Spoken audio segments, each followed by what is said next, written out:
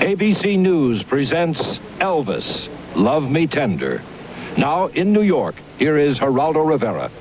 Good evening. Sad tidings tonight. Elvis Presley, late of Tupelo, Mississippi, Memphis, Tennessee, Las Vegas, and Beverly Hills, died today. He was only 42 years old, but while he lived, he revolutionized the music business, and in one way or another, he touched most of our lives. He was a truck driver in the early 50s who thought he could sing, and when he did at county fairs or at rinky-dink theaters in small southern towns, he made the crowds go crazy. The smart guys in the music business spotted him, signed him, and made the name Elvis part of the American folk history. Well, Elvis died today in the town he loved most. In Memphis, several men close to Presley in the last days held a news conference after a hospital spokesman described what happened to the 42-year-old singer. Procedures, and the Memphis Fire Department ambulance continued these cardiopulmonary resuscitation procedures all the way into the emergency department. There will be a post-mortem examination done.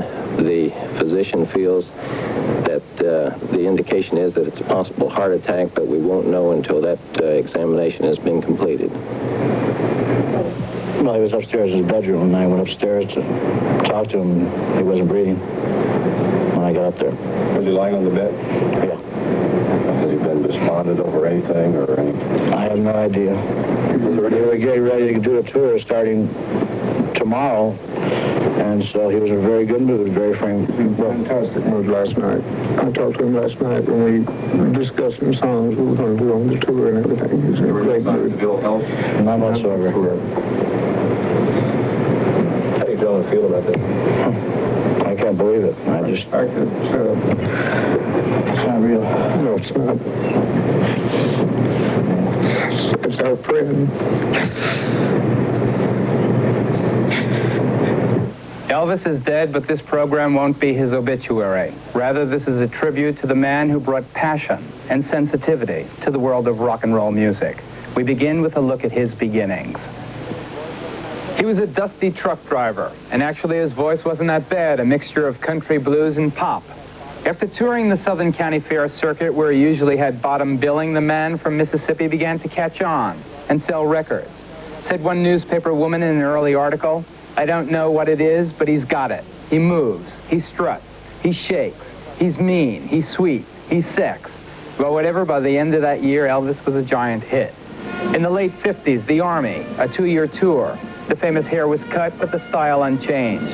Elvis was in Germany, but his reputation, his fame survived, and his career really wasn't interrupted. While in Germany, Elvis met a girl, the daughter of an Air Force officer.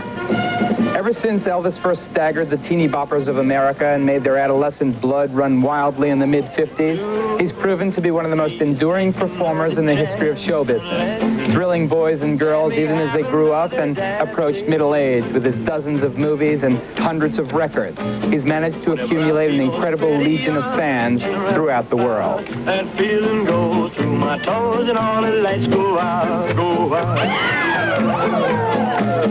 Whenever I see those eyes of blue smiling up so shy, I'm in such a spin, I take a ride off and fly. So let me, honey, let me do what you know I love to do. I'm so drunk with love and all I see is you.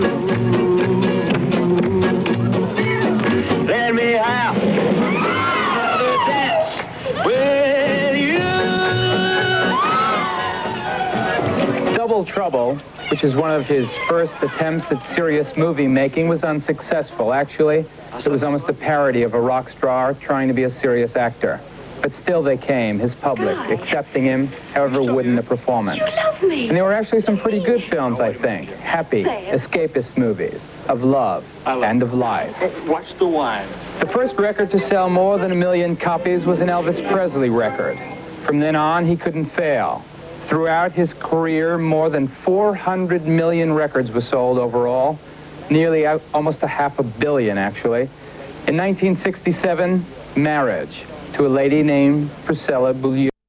He fell in love with her in Germany, as I said. The marriage broke the hearts of millions of young girls around the world, but Presley, for really the first time in his life, seemed happy.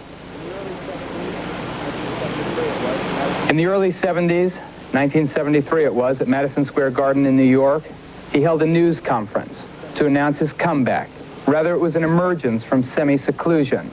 And he held that news conference with his manager of 22 years, Colonel Tom Parker.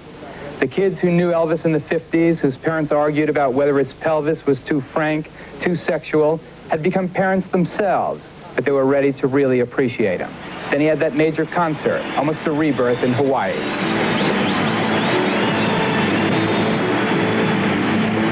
In the world of popular music, as Andy Warhol once said, everybody is famous for just 15 minutes. Everybody, that is, except the truly great ones. Before the Beatles, there was Crosby and Sinatra, and there was Elvis. Tonight in Las Vegas, television's music historian Dick Clark talked about the man and talked about his music. Here's that clip from Dick Clark. The surface analysis, because we were not intimate friends. We knew one another. Last time I saw him in person was a couple of years ago at the Hilton. He came in to see our show one night, which was, you know, when you see what the man can cause, man never went anywhere without a coterie of friends, bodyguards and so forth. Everybody in that room, for the moment they knew, all the performers knew he was going to be there that night. You never saw 10 or 15 or 20 professionals get so nervous. The one man was in the room. The nice thing about it was when it was announced that he was there, he came and he spoke on the microphone, and nobody went over to the table, nobody bothered him, nobody bugged him. They had that much respect for him. But I've often thought he was a caged animal. I digress there to remind myself of that time, but you don't want to live that way. It's got to do crazy things to you. He was not happy in the last few years, and that was made me very unhappy that he was. Well, in recent years, the newspapers have been filled with gaudy personal stories about Elvis. He was paunchy. He was